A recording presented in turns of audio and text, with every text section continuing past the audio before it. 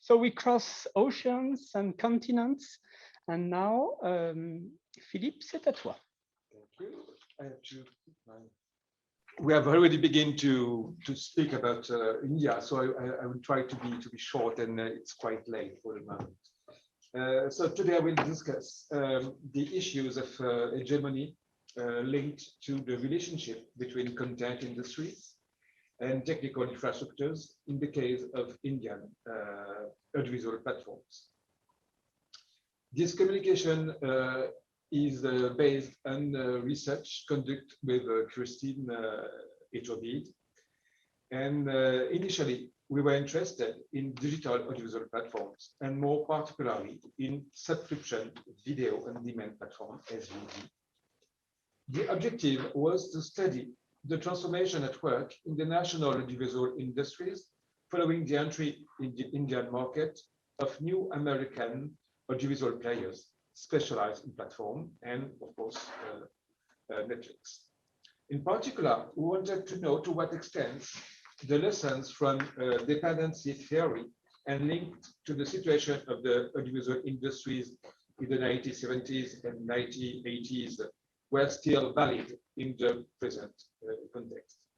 Indeed, the specificity of platforms is to offer American content directly. Therefore, in appearance, the platforms do not need local industrial players, whether they are broadcasters, cable operators, or satellite packages. However, beyond this appearance, we made a threefold observation. First, American SVOD platforms cannot rely on Indian content to get a foothold on the Indian market. And we were already talking with this with Christine, and in India, it's a long history. Second, the propensity of Indian households to pay for content, together with the high cost of offering platforms, make the Indian market not directly profitable. In addition, as Atik and Parthasarathi point out, this market is divided into different linguistic pools, which increase cost. Third, already significant in broadcasting since the liberalization of the Indian economy and up to foreign investment, foreign ownership is increasing sharply with the entry in India of foreign audiovisual platforms. And it is especially on this third point that I would like to insist today, because it seems to be at the heart of the contemporary phenomena of hegemony in this country. A logic of competition is a mix between competition and collaboration. So a logic of competition has been established between the major industrial players. Apparently, of course, the competition is strong since there are several tens audiovisual platforms in India, including SVOD, AVOD, and premium platforms. The VOD operators belong mainly to four categories: the historical Indian audiovisual players, the global SVOD players, the global IT and digital industry players, and Indian telecommunication operators. However, the relationship between players are not based only on market competition, but results from agreements that are either explicit, contractual, or implicit.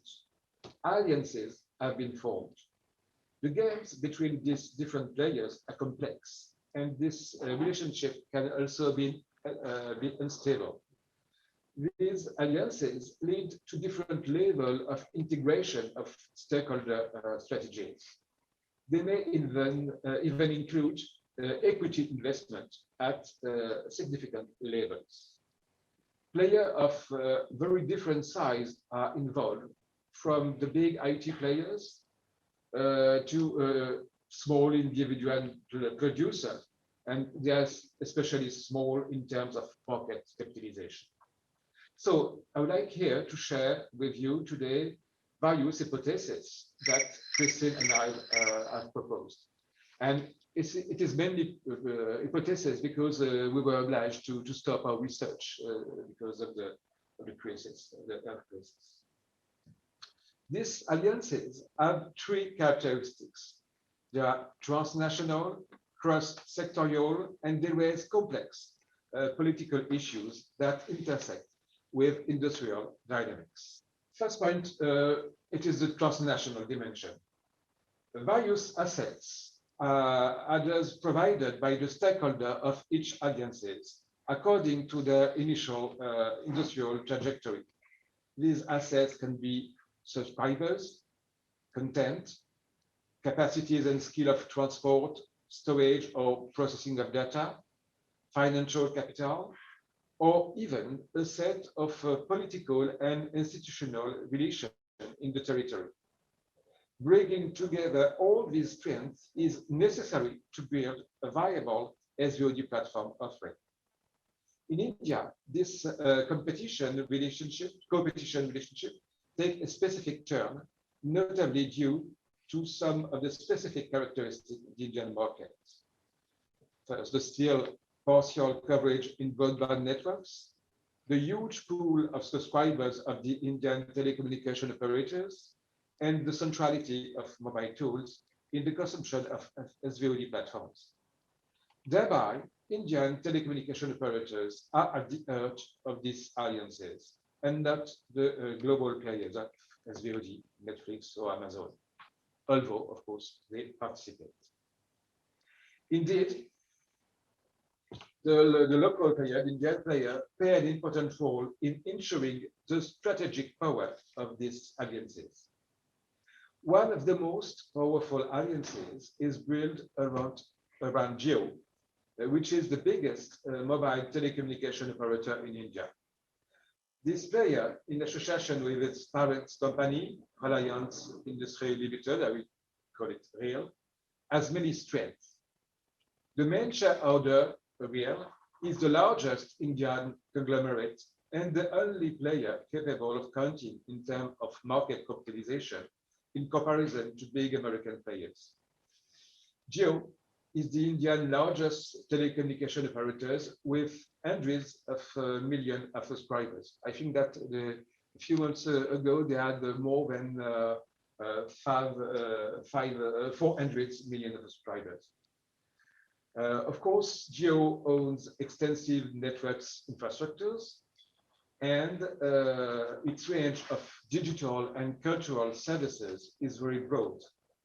And finally, Jio, mainly through its parent company, RIL, has taken significant equity stakes in major audiovisual producers and distributors, including Balaji Telefilm and Eros. For the moment, today, Jio's capital is no longer wholly owned by RIL. In 2019,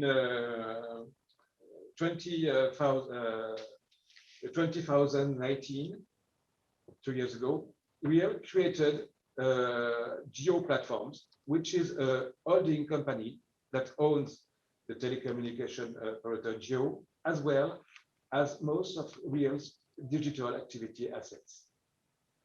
And before, between this date and before March 2021, RIL has sold about 33% of Jio's capital, Jio's platform capital, to 13 different investors.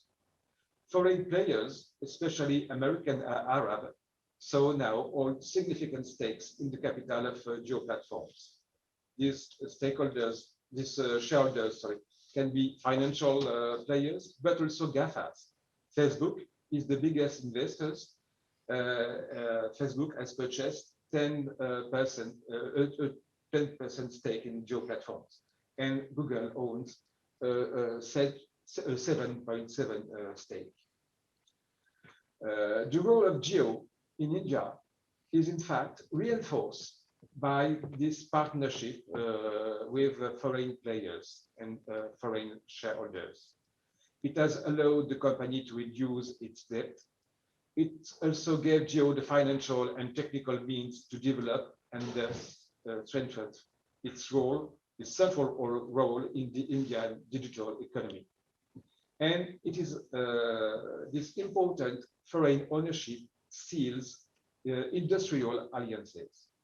The second dimension of this alliances is linked to the fact that they're cross-sectorial.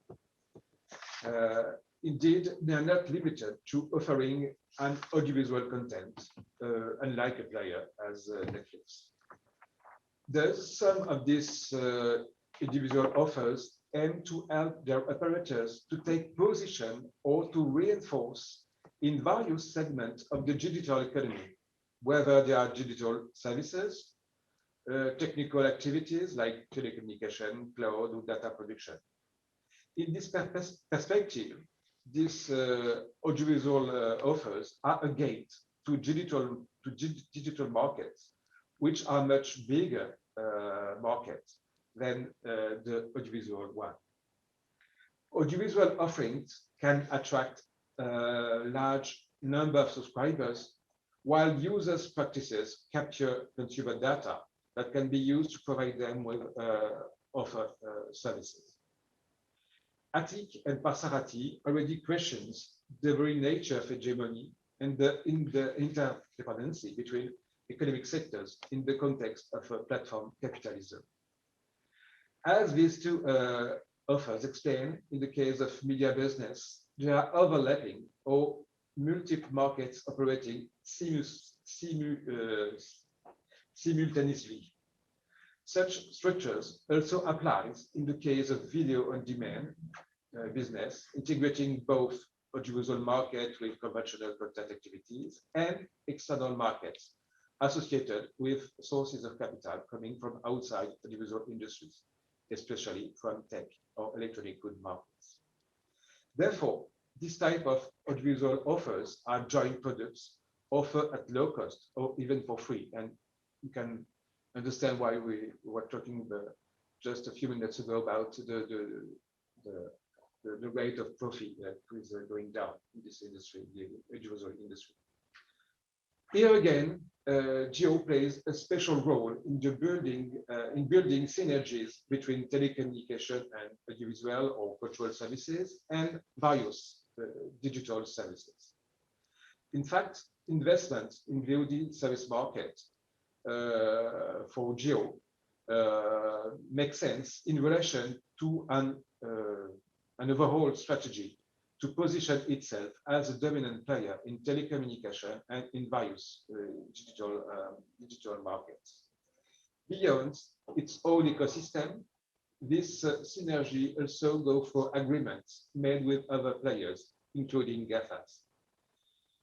For instance, thanks to its agreement concluded with Microsoft, Geo aims at building data center across India, which will be hosted on Microsoft Azure Cloud. Likewise, a commercial agreement has also been signed associating WhatsApp, Facebook, and Geo online payments and its online payments with Geo platforms. The challenging of including the audiovisual economy in the larger digital economy deserve to be more studious, more precisely, beyond the initial observation already made by Tristan and I. And among this observation, we notice that there is a boosting in the production economy, a rising cost of broadcasting rights, the development of new formats, Tristan was talking about that a few minutes ago, and also a deepening in the logic of delegating many tasks to small external structures in the context of an informal economy, while low-profile cultural workers remain poorly paid. In this perspective, the deployment of platforms certainly makes it possible to intensify the exploitation of creative resources in India for the benefit of the dominant socio-economic actors. One of the hypotheses that we would like to explore is also that of the advantage that Indian players can obtain from their sovereign role in these alliances to penetrate foreign audiovisual markets, particularly where there is a large Indian diaspora with high purchasing power, such as in the United States.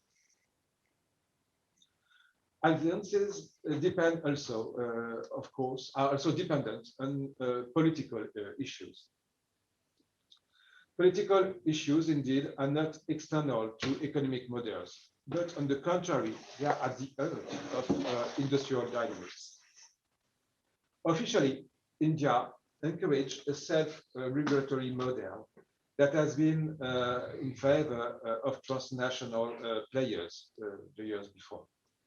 Indeed, the lack of censorship has been a factor in the success of SVOD offerings in comparison with broadcasting. However, more recently, a set of public action has emerged in order to defend India's digital sovereignty, but also to control the domestic political public sphere for the benefit of the central government in place. Thus, public authorities have exhausted pressure to develop self-censorship on the part of platform operators. And in November 2020, the government brought streaming platforms under the purview of the Information and Broadcasting Ministry, which has licensing and content censorship powers in media like cinema and TV. But overall, the inclusion of audiovisual platforms in networks and technical activities related to network infrastructures and the cloud favors a rapprochement of the objective of digital sovereignty and control of public political sphere. At the same time, the importance of this political dimension increase the weight of Indian players within these alliances. And in new time, Jio plays a special role in this regard. This company benefited from the support of public authorities in a variety of ways. This support has been essential to defend its position in the telecommunication and in the VOD market and beyond in the digital industries. At the same time, it should be remembered that the government supports for Jio and Real in general as a corollary in as a corollary the support given by Real and Jio to the attempts at political control and digital surveillance developed by the government, in particular through the launch of the Digital India campaign in a few years ago, the biometric identification system, the Aadhaar card, the censorship, the questioning of net neutrality, and the application of telecommunication law to cloud services. Jio has also helped to relocate in India data produced by Indian business and households. This happens in parallel with regulatory projects in e-commerce that require local infrastructures. Jio emerged once again as the champion who takes charge of action of some national interest. But as Scholar explained, Gupta, Fitzgerald, Vivod also, the conglomerate Real has not been particularly innovative on the industrial and technical level, but its leaders have been able to develop relations of connivence or even corruption with political circles, as well with regulatory authorities. Therefore, allying with Jio can be valuable for foreign players, including the big and powerful GAFAs. In conclusion, I would like to say that the observation made by researchers in political economy of communication several decades ago no longer totally fully correspond to the current industrial and political context. In the case of India, local actors play a strong role, especially Jio, and they are not simple relays for foreign actors. However, the questions that these researchers have developed remain relevant to think together about the challenges that platforms raise to content industries as well as digital activities. the international system still deserves to die, even if the relationship between players have changed. It is always necessary to consider the links between different sectors, as well as the role of the state. Thank you very much. Thank you very much to you, Philippe. That's a key finding, I think, that the local actors play a strong role and are not simple relays for foreign actors. It's a very, very interesting result. In the different points you raised at the end, I would add the necessity of taking into consideration the modes of production that are conveyed by these global actors at a global scale. The mention of content is quite important also.